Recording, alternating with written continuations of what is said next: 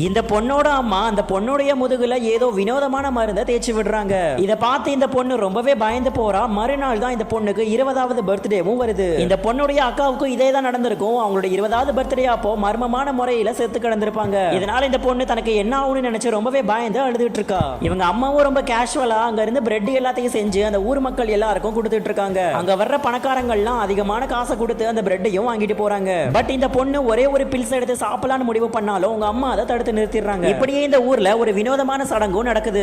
ஒரு லேடி ரொம்பவே குட்டியான Dress எல்லாம் போட்டுட்டு சுத்தினதுனால அவங்கள கட்டி வச்சு அவங்கள பனிஷ் பண்ற விதமா அவங்க தோல்ல இருக்கிற எல்லா சதையையும் வெட்டி எடுத்துறாங்க. இத பார்த்து ரொம்பவே பயந்து போய் இந்த பொண்ணு ஓடி வர்ற வழியில ஒரு பிச்சைக்கார லேடியையும் பாக்குறா. இதுக்கப்புறம் இந்த ஸ்டோரியில என்னாச்சுன்னு பாக்குறதுக்கு முன்னாடி உண்மையான அழகு மனசுல தான் இருக்கு, உடம்புல இல்லன்னு அப்படின்னு நினைக்கிறவங்க மறக்காம வீடியோக்கு ஒரு லைக் பண்ணி சேனலையும் சப்ஸ்கிரைப் பண்ணிக்கோங்க. பார்க்கலாம் எத்தனை பேர் அதே மாதிரி நினைக்கிறீங்கன்னு. நீ சீக்கிரமா உங்க வீட்டுக்கு போ, இல்லனா உங்க அம்மாவையும் இவங்க கொன்னுருவாங்க. உங்க அம்மாவும் ரொம்ப அழகா இருக்காங்க. அப்புறம் உனக்கு ஒரு முக்கியமான விஷயம் தெரியாது, உன் அக்காவை கொன்னது உங்க அம்மா தான் அப்படின்னு சொல்லிடுவாங்க. இப்படியே இந்த பொண்ணு ரொம்ப குழம்புன மனநிலைமையில அவங்க வீட்டுக்கும் வராங்க. பட் சடனா அந்த இடத்துக்கு இவங்க அம்மாவும் வந்துட்டு நீ இங்கெல்லாம் வரக்கூடாது, உனக்கு இப்ப இதை பத்தி தெரிய வேண்டிய அவசியம் இல்ல, அதுக்கான டைம் வரும்போது நானே சொல்றேன்னு சொல்லிடுவாங்க. இந்த பொண்ணுங்க ரெண்டு பேரும் பிறந்ததுல இருந்து இப்ப வரைக்குமே இவங்க அம்மா டெய்லியும் நைட்டு தூங்க போகும்போது ஒரு வினோதமான மருந்தை இவங்க ரெண்டு பேர் உடம்புலையுமே தேய்ச்சி விடுறாங்க. இந்த பொண்ணுக்கு இதுக்கப்புறமும் கியூரியாசிட்டி தாங்கவே முடியல. அதனால அன்னைக்கு நைட் யாருக்குமே தெரியாம அவங்க அக்காவை புதைச்ச அதே இடத்துக்கு வரா. அவங்க அக்காவை புதைச்ச கலரை பெட்டியை எடுத்து திறந்து பாக்குறா. பார்த்தா அதுக்குள்ள அவங்க அக்காவுடைய டெட் பாடியே இல்ல.